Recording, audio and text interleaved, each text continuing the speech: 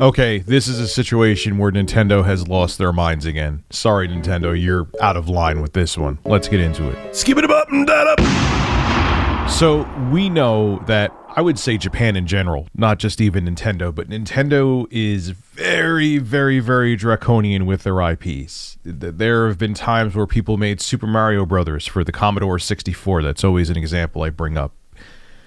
It's a remake of a game for a dead platform that maybe 1,000 people will play, and Nintendo shut that down. Just a fan-made project. No one is going to lose or gain any money from that. Okay, Nintendo took it down. But then that's one example of Nintendo being overzealous, which I would say 90% of the time they are. And then there's times where they're justified, like when there was the guy who was part of Team Executor, Gary Bowser, who just got about 3 years in prison because he was selling a bunch of hacks and exploits and mods for Nintendo products so people could pirate games. And yes, and on top of it, you're profiting from it. It's absolutely illegal. You go to jail. Do not pass go. Stay in there. You know, it is what it is. Like that is something where Nintendo had every right to go after Gary Bowser and Team Executor. Well, we know that the Steam Deck has come out recently, and the Fox, who I absolutely love, he covers all these different... Let me say that again into the microphone. He covers all these different kinds of consoles. Like, I'm actually going to be doing a live stream soon talking about, this is the One X Player Mini. I have a lot to say on it. And he loves to show, like with the Steam Deck or the One X Player, how to change the TDP and what performance you get at different TDPs and the different battery life. And he goes deep into the specs. I absolutely love the Fox. I found him years ago, and I think his channel is underrated, and I think he deserves a bigger following. As a matter of fact, I'll have a link to his channel below in the description. If you have any interest in these Switch-like, Steam Deck-like portable gaming PCs, you should already be subscribed to him. If you're not, go now and do it. Well, he was showing, it's already out there, and he actually showed a picture of him owning all the games. I know that doesn't make it legal. I get that for the Switch. Him running Switch emulation on the Steam Deck. And guess what happened? Yep, this comes from NintendoLife.com. I'll read it to you, then we'll discuss. Nintendo emulation has been covered in the lead up to the device's release, meaning the Steam Deck, and now that the Steam Deck is in the hands of consumers, all sorts of emulation videos are popping up on YouTube.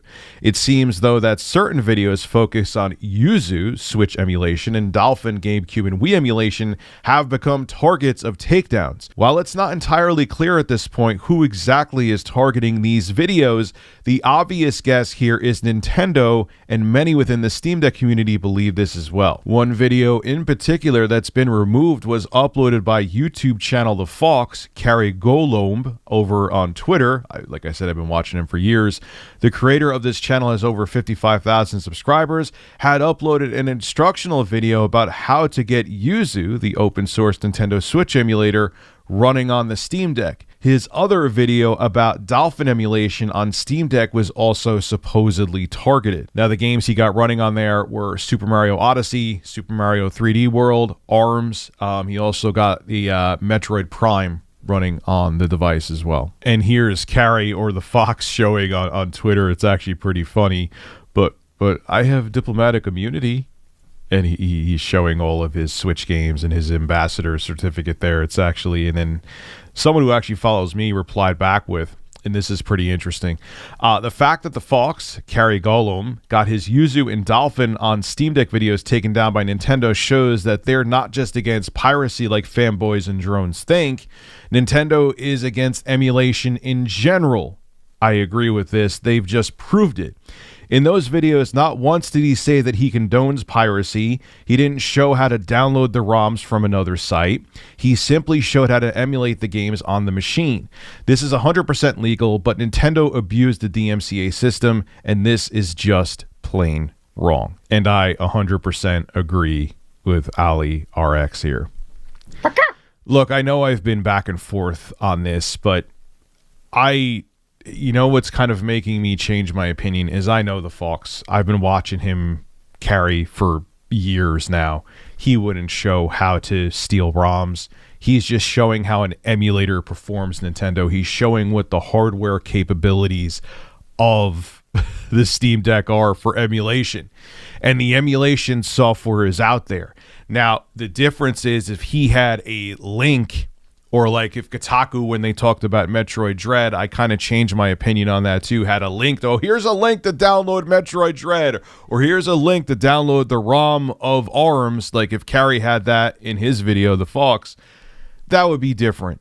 But just showing how an emulator performs, this is what you're going after, Nintendo. And then on top of it too, you do stuff like this when just recently you said you're shutting down the Wii U and 3DS shops, and you took out a piece of the Q&A you had about that, or FAQ, I mean to say, where you say that, hey, you know, we don't really have a solution to preserve old games.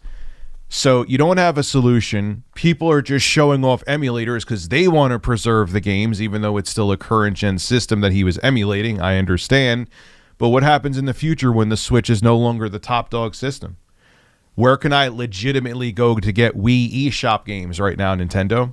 I wanted to play a Castlevania The Adventure Rebirth. I know there's ways you can mod and emulate, but officially from you, what are you, Nintendo, doing to preserve these games?